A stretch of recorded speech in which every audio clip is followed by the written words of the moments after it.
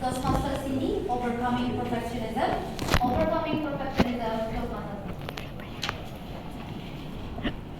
That's any of you struggling with greatness. If any of you does, please raise your hand and share with us what it is.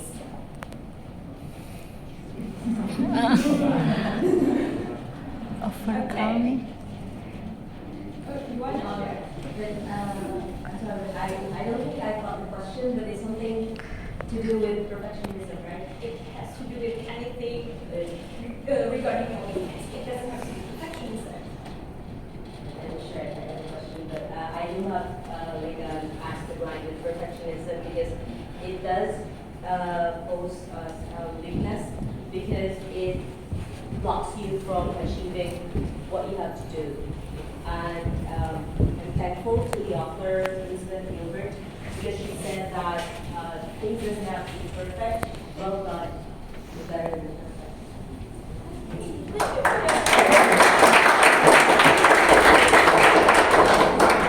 It's my turn to share my case.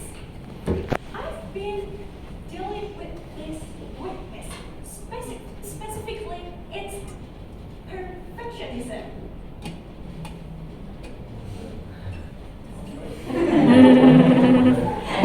According to the University of British Columbia, perfectionism is a personality trait associated with striving to be flawless and often involves being critical of imperfections.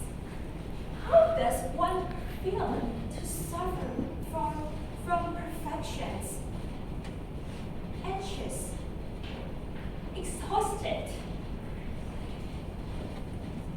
unencouraged, and mad. How does this personality trait become part of me?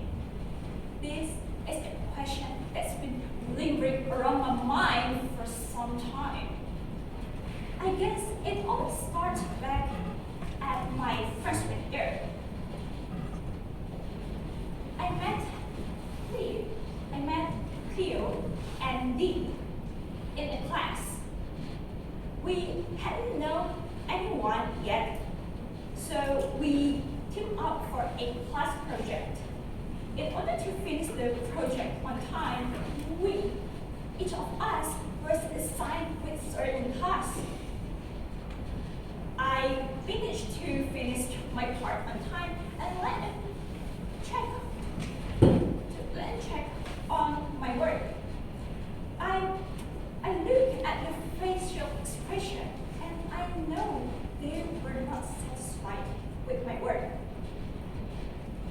Little did I know they reworked my task. It really hurt my feeling because they have distrust about my ability. Since then, I found out that I was working with perfectionists.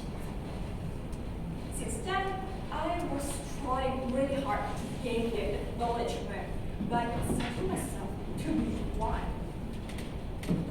Hence, I keep working with them for more than 3 years.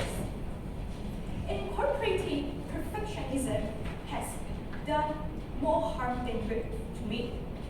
As a result-oriented person, I set high and unattainable goals. To some extent, I tend to be procrastinate, overwork, and burn out myself in every facet of my life. The biggest fear for every perfectionist is failure. The fear of failure cost me the joy of learning and growing as an individual. I can no longer indulge in this illusion. Therefore, I commit to overcome perfectionism by painting. Painting is not just a hobby for me, but also as a form of therapy.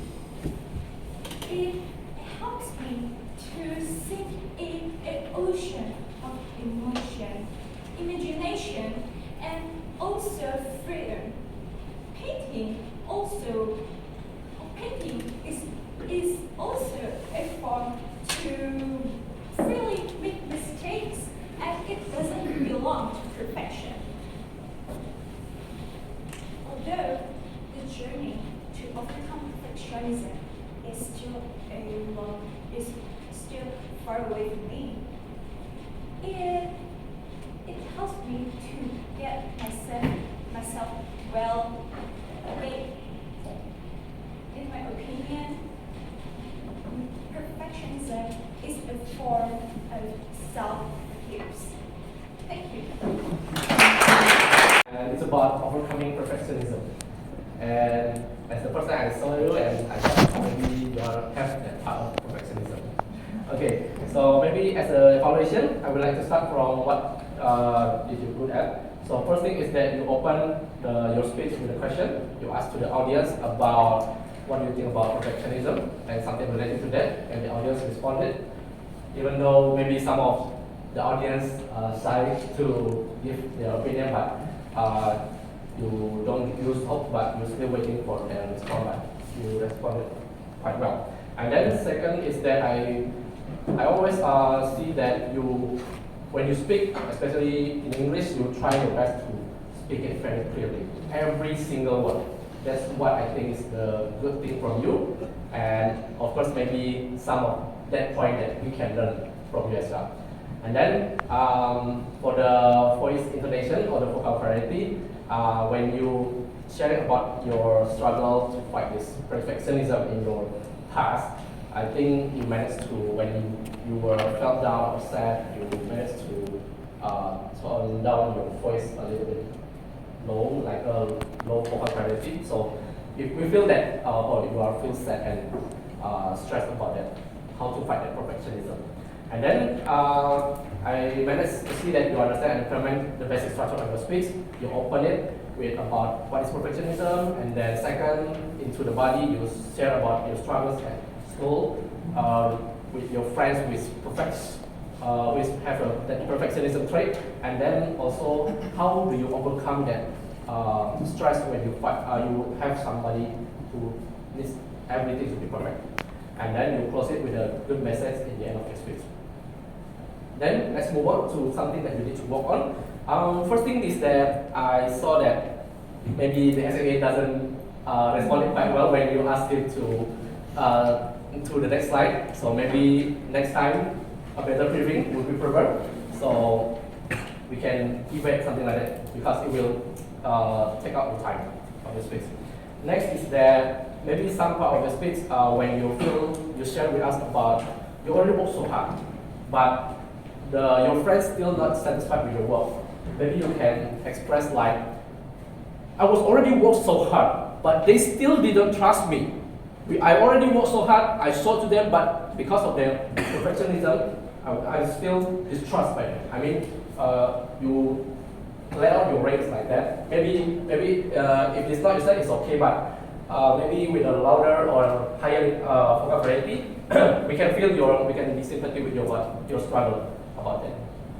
Okay, and then about the stage usage, I feel that you already staying over here, not utilizing full of the stage. Maybe next time you can stand up here, maybe around 1 to 2 minutes, and then over there, to get the audience from all of the sides to you.